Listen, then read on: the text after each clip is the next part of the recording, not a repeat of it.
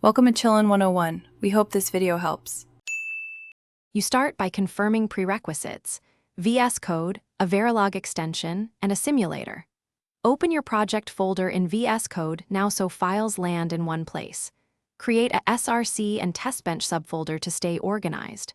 Once done, install the Verilog extension and enable language features.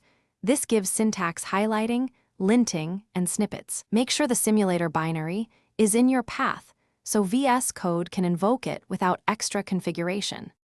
You now wire the workflow, create tasks, JSON to run Icarus or Verilator compile and run commands, configure launch, JSON when you want integrated debug or waveform generation. This lets you run simulations from the run pane. Once configured, add include paths and lint rules in workspace settings so the extension resolves modules.